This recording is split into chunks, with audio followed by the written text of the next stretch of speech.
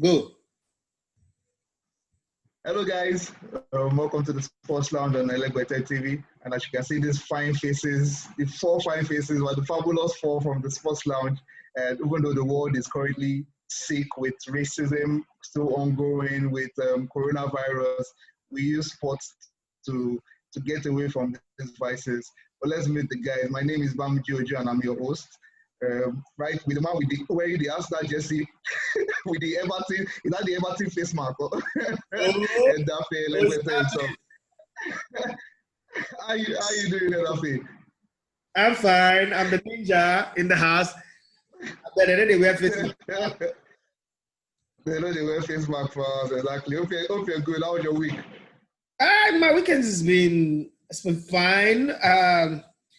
Excited at the new set of equipment that we're bringing in for the Elevated TV radio, and I can't help but say, but I really need to say a very big thank you to you guys, because you guys are, there are things that people don't see. People see the show, but people don't see the push that you guys give us from off the cameras. Thank you very much for being there, Francis, Precious, Bamiji, and the rest of the Elevated TV crew. Without you guys, this dream is useless. This dream is just I hope I wish, but you guys have made it now a reality. We can't go back anymore. It's because of you guys. Thank you very much. And when we started Sports Lounge, people said it wasn't going to last, because they said that the crew that I have were too brilliant that people were going to poach them from me. People told me that that Formula One guy, he knows too much. This guy that does statistics, don't worry, it won't last. They will take them from you and you won't find them again.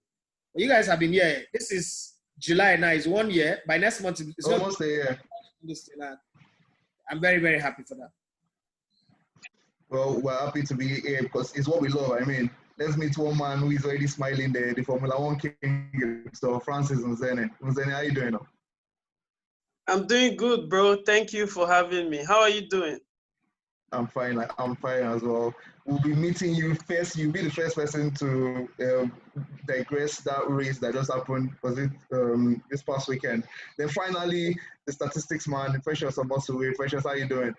Well, I'm fine. Thank you. Excited to be here as always. Let's get the show going. Babiji, before you go on, somebody sent me a mail and said I should ask Precious. Precious, would you be open to work in like a government parastatus to help like gather data and the rest, like work with Alibaba and the rest? I don't mind. Okay. I'm sure the person. So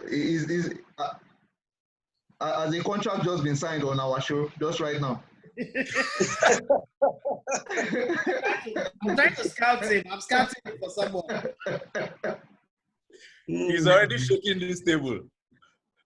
So that's brilliant news. We will find a result of that. Anyways, just as we're talking about the sensitivity of what's going on right now in the world, a 12-year-old has been arrested for racist text to Rifeta. It's a pity that racism is still very, very alive in Europe today, and I really hope the culprit is really punished. But Francis, moving on to you, talking about the sensitive topic on racism. Before the race today, there were 12 people that stood. Only 8 people took the knee, and only four of them stood. Why is that? There was no collision. Okay. So I'm guessing the drivers here, I didn't talk with them after before the race and afterwards. I haven't seen any of them. I'll see them tomorrow. So next week I should tell you what that was about. Well, anyway, it seems there was a lack of collision between them, but Hamilton won again, and I mean, how was the race for you, Francis? Let's give us a preview or a review of how the race was for you. Okay, so starting from the qualifiers on Saturday at the Styrian Grand Prix in Australia.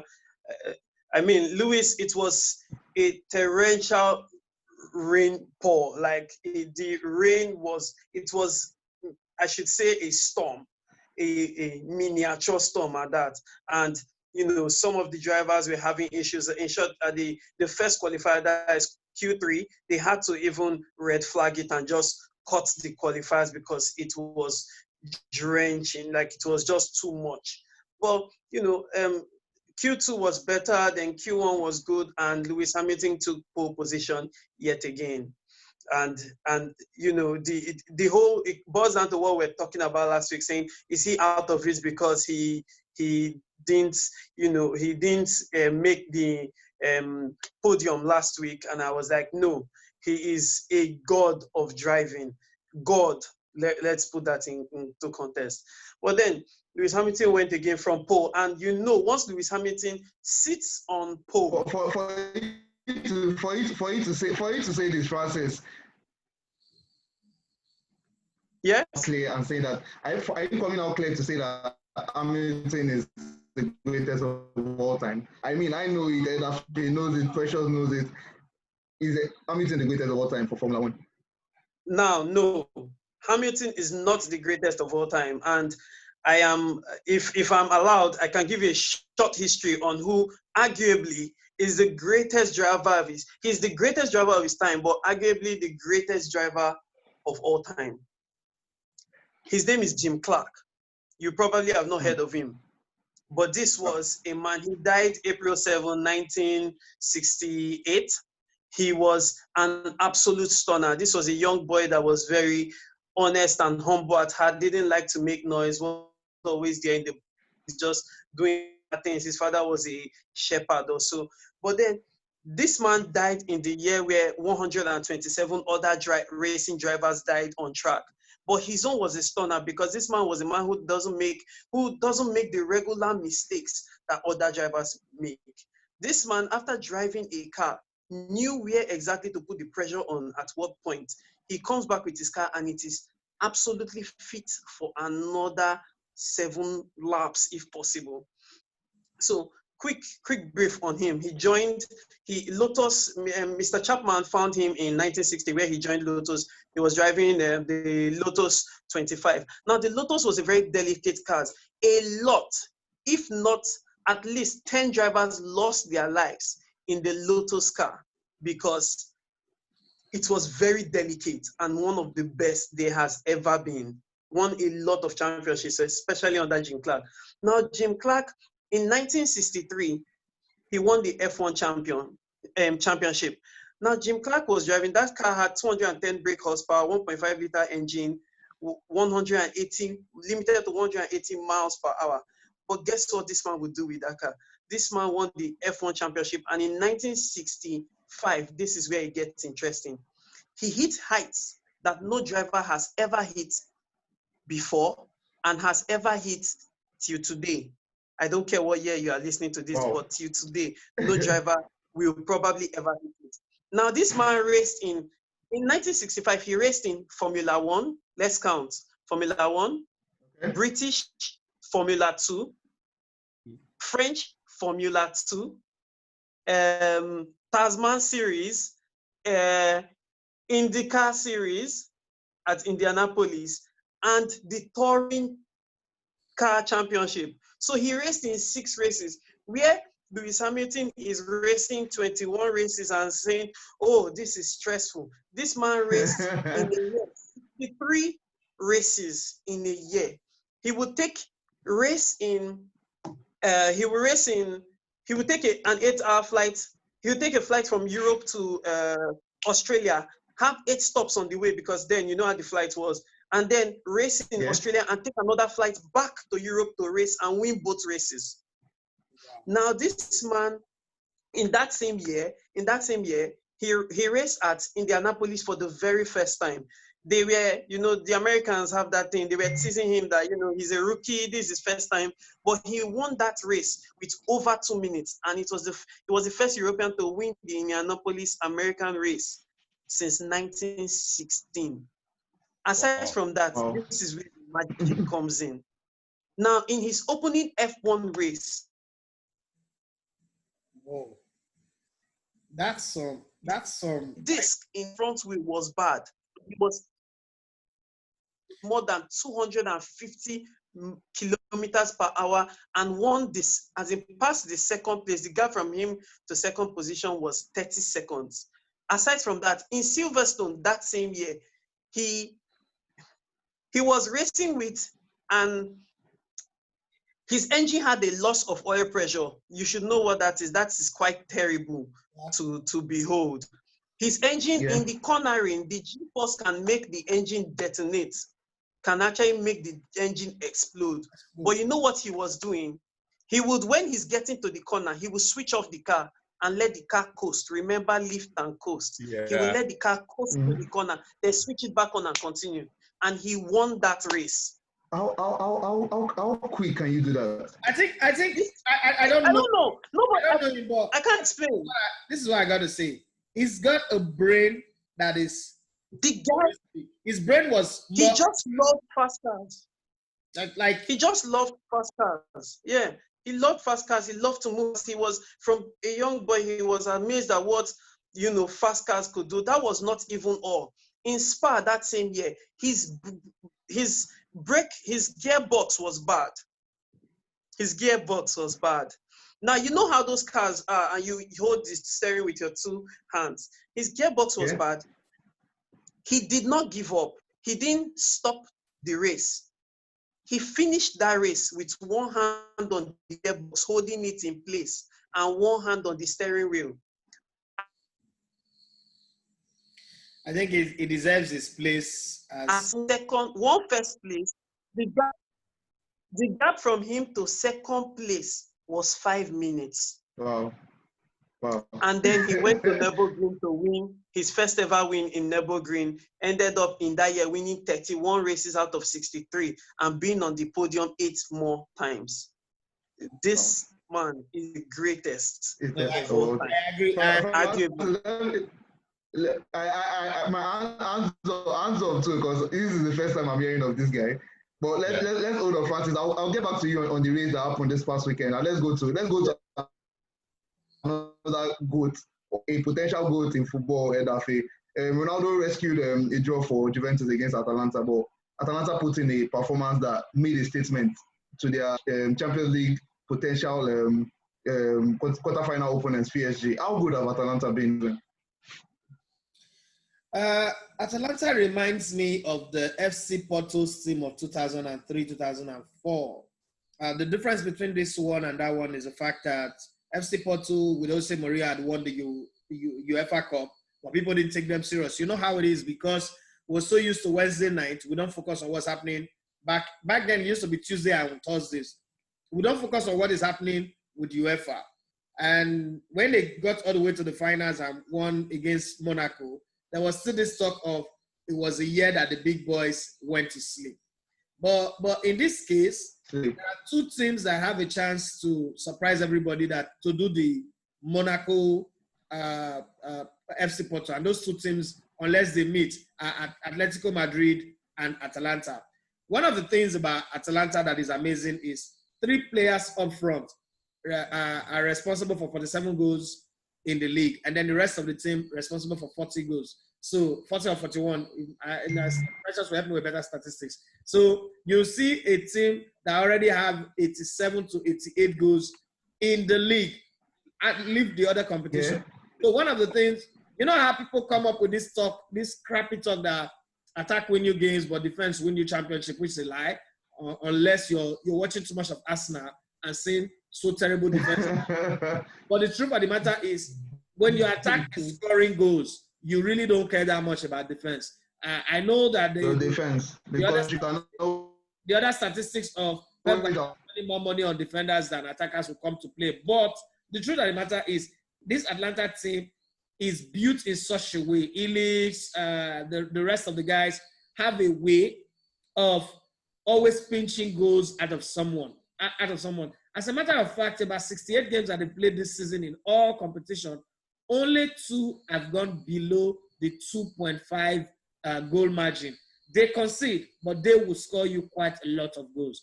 They cannot wait for the whistle to blast, and they are going. They evade you like termites, like soldier ants. They evade you, colonize your territory. They keep knocking on the door until they score goals.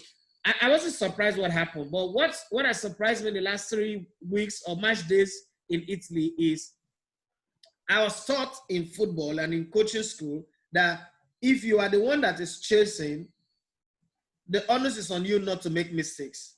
But Lazio and Inter Milan this season were the one chasing Juventus. Juventus have no point to prove. If they didn't win the season, the league this season, Juventus, there's an already made excuse. Sarri ball is not working. But Sarri ball, as bad as Sarri ball, as people want to make us to believe, but forgetting that that same Sarri ball have Gonzalo Higuain, have Cristiano Ronaldo, have Dybala. Those three will win you championship anywhere. But, you know, it is football. Atlanta have been able to give everybody a reason to believe that their performance so far this season, both in the Champions League and in the league, it's not a fluke. I like the way they came out against Juventus. They didn't come out sitting back like, oh, let's just wait, let's pack the bus, a draw will be better. They went at like, we want to win this game, but if we end up losing, let us know that we gave our all attacking rather than sitting back and waiting because they have Cristiano Ronaldo, they have Higuain, they have Dybala, and the rest of them. It didn't bother them. They didn't look at them with respect. They came there and said, you know what, we're playing in the same league, we're playing in this game. It is football. It's 11 against 11. In Wari language, we die here.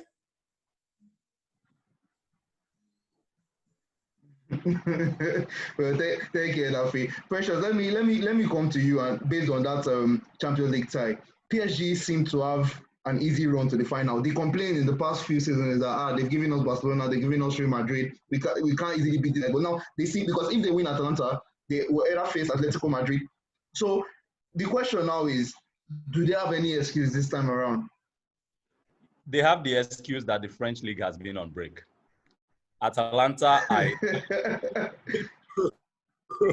it's the truth. Now you are going to be a team that has been active, right? You cannot compare match scenarios with your training scenarios. They are different.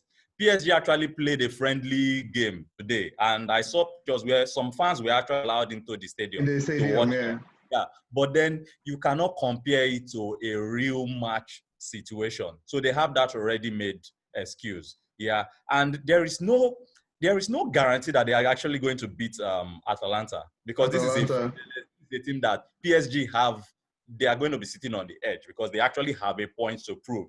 If they fight person will not get shame, you are in trouble. Yeah. This guy is not get shame. They don't have anything to prove. So it's a very dicey situation for PSG. And I'm going to actually put them at par if they eventually meet. I'll put them at par. There's no advantage PSG. I think they even actually, by virtue of their match fitness, have an advantage over PSG. But Bamiji, did you just say that PSG have an easy? Yeah.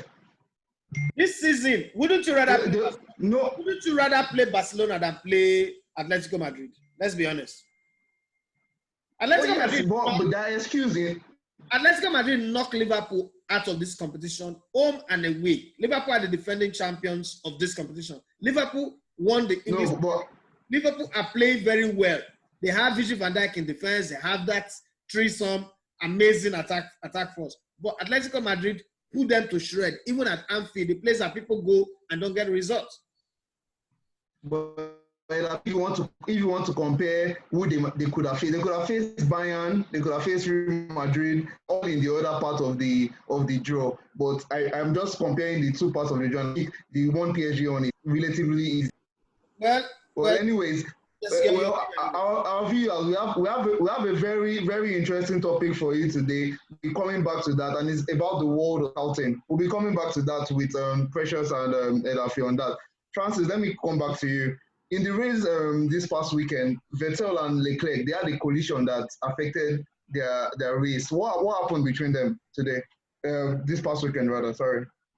So if we remember there was a season when I talked about Vettel and Leclerc, that is, if you had seen after the incident, the racing boss, the boss of the team was just sitting down there, and he had nothing to say. He was just utterly shocked. I mean, two Ferraris that had a very poor qualifying, and coming from the back, instead of figuring out ways to get to the front, helping each other with exactly what McLaren did during the race. McLaren let Carlos Sainz ride in front of Norris. Wow! And after giving him 2 DRS when his speed had picked up exponentially, they let him through. Teamwork. That is not even strategy. That is just teamwork. That's exactly what is lacking in Ferrari's backyard. There is no teamwork whatsoever. Now, Leclerc seeing that how can two drivers, world-class, most skilled drivers in the world, be fighting over the same tarmac? That's just very poor. And Leclerc tried to run off ahead, seeing that Vettel is ready. Then I mean, the curve on the ground lifted his car up and I mean helped destroy both of them's car. I think Vettel is he's the greatest racing driver, but I mean that team is already for Leclerc. So Vettel should just step down and let's see what will happen when Sainz comes in, and let's just see how, if this will continue in 2021. That team is a disaster at the moment. Thank you very much, Francis. But still on that topic, Ferrari looked to me like the Aston of Formula One. Oh, Formula One. Now, yes, they are the Arsenal of Formula One. They are the Arsenal. Lack of cohesion. Yeah. Yeah. Elafe, go on, you were saying. They seem to be their own enemies. I know that Mercedes is good, but you see, a coach once told me that the game itself is 45%. What happens before the game and outside of the field takes care of 75% of what makes us win. So coming into the race, you know that the two of us, one, we're fighting. There are every car is fighting for two things: championship and drivers the championship. So the constructors championship and the drivers championship. So yes. One way or the other, because I am signed to Ferrari, I should put Ferrari's interest ahead. Because by putting Ferrari's interest ahead, I'm also going to put my interest ahead. Because anything that makes Ferrari win, it takes Ferrari to win for me to win. It takes me to win for Ferrari to win. But we must find a way to harmonize it. One person puts it this way: we don't have to be friends to work together. But if we ever become friends, when we work together, the work becomes better. That's what happened with the MSN in Barcelona when they won the treble, I think on 2 different occasions. It's a thing that has to do with, because you're my friend, I'm going to be looking out for your interest. You're going to be looking out for mine. But when we are against each other inside the house, there's a mole in the house already, and that's the problem. True. That's brilliant put. That's really brilliantly put. But Francis, let me ask you this now. Pending looking at that and that poor teamwork, I should say, who are the top 3 constructors for right now for you? Okay, so number 1 is just cemented Mercedes domination. Let's not call it Mercedes. Let's call it Mercedes domination. Number 1. 2 has to be Red Bull. 2 has they showed us a glimpse of it today, and the 2 Red Bull cars coming 3rd and 4th. Clear. Red Bull. And I'm happy that Red Bull can find their footing after Vettel's exit in 2014. Now, the 3rd spot can arguably be 2 teams. That should be Racing Point and McLaren. And let's not get it twisted that these 2 cars run on Mercedes spare parts. So Racing Point and McLaren. No, you still have to pick one. Pick one out of both of them. I would have picked Racing Point, if not that, I mentioned last week that their present car looks exactly the same like the W10 Mercedes car of last season. Now, a team, one of these, Renault has laid a case against them that they are using the same Mercedes car and it's against policy. But they are saying they have always been watching out for how to get Mercedes aerodynamics, and lucky for them, they've gotten it right. That they didn't buy any spare parts; everything has been built by themselves. But so I think I would choose McLaren because I think in that cockpit they are thinking well. Their teamwork is just exponential. The way they swap the cars and align the drivers on track and off track, even on their homes on Instagram. That team is just brilliant. Well, thank you very much, Francis. If time permits, we'll still be coming to you to give us what's coming up in Formula One. And now to a topic that I think I will enjoy. It's about scouting. Scouts are usually not given the praise they deserve. Sometimes they're given too much praise. So what Edafe and Precious will be doing for us today would be giving us more insight on what scouting really is about. Can you, for example, can you really give praise to the scout that scouted Bruno Fernandes, a player who is playing for one of the top teams in Portugal, who Portugal has already called up? But let me allow Precious to lay the foundation of this conversation. Okay, yeah. We had this. We started this conversation yesterday. You and yeah, and yeah, we did. you know, I took a divergent view from yours, and I said you actually need some level of scouting, even though the player is a recognized player.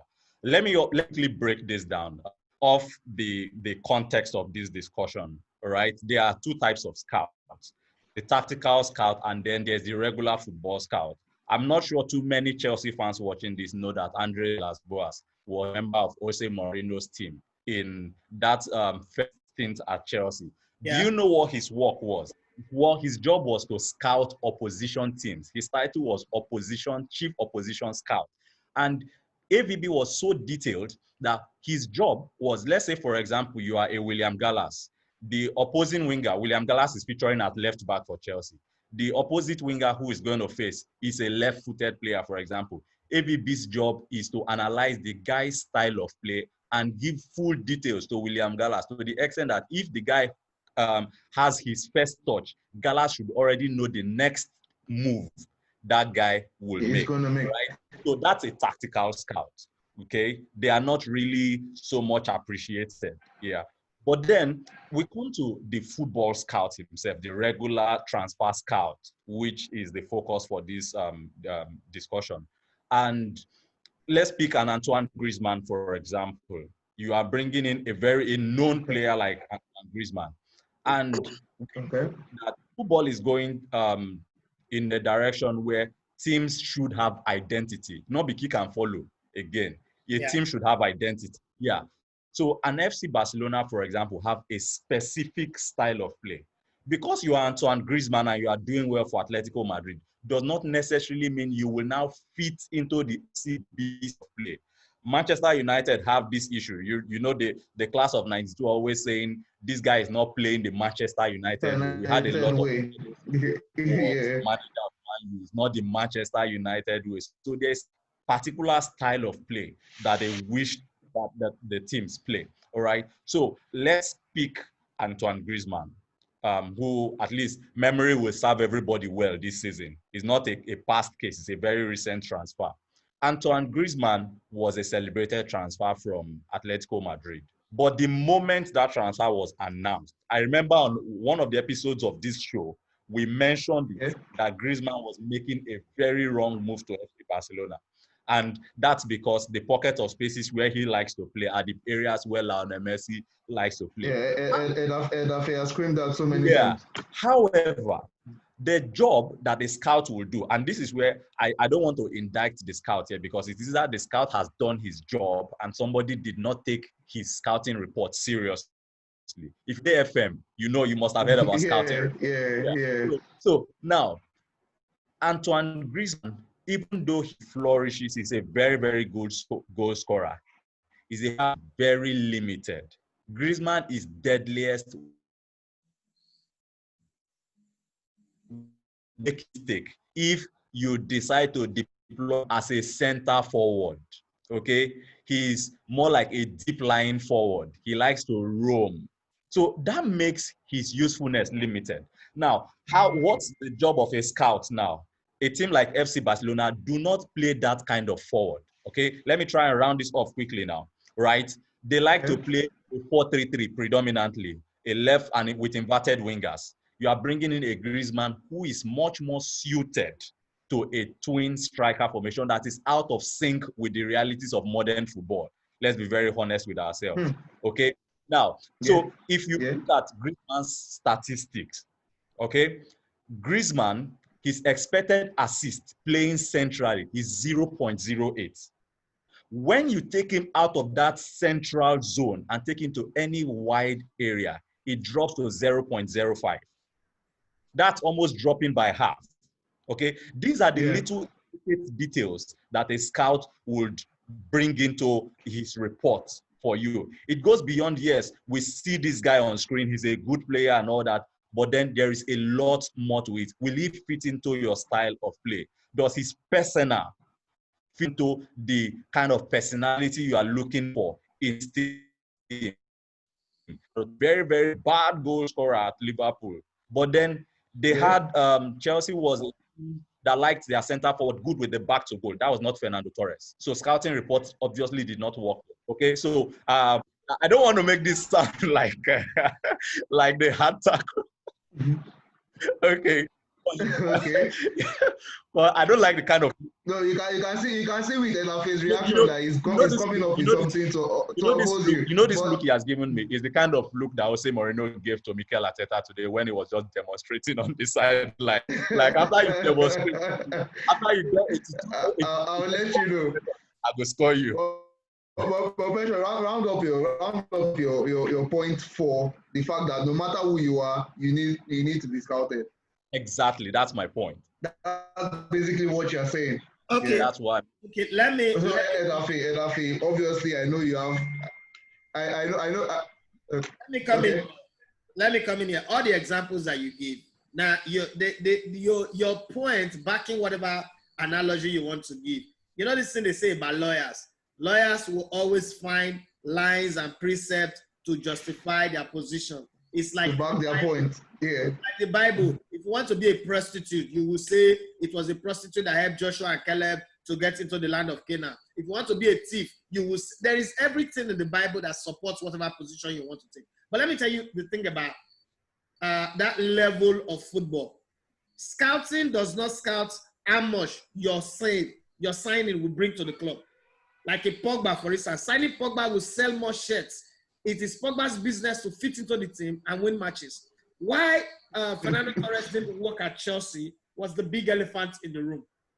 The big elephant in the room was Didier Drogba.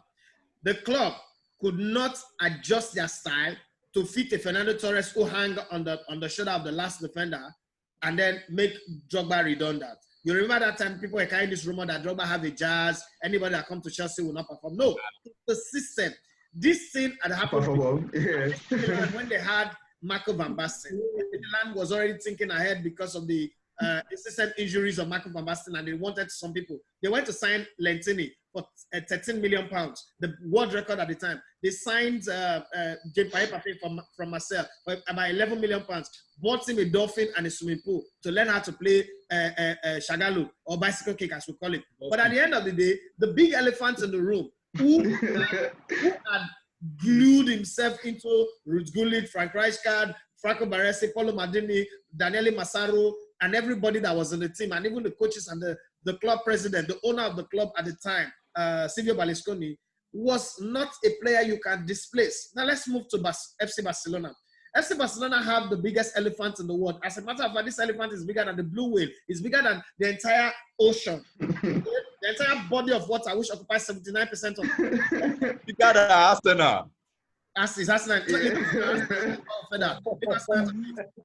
So when you come to Barcelona, you are coming to play for FC Barcelona and you're coming to play for Lionel Messi.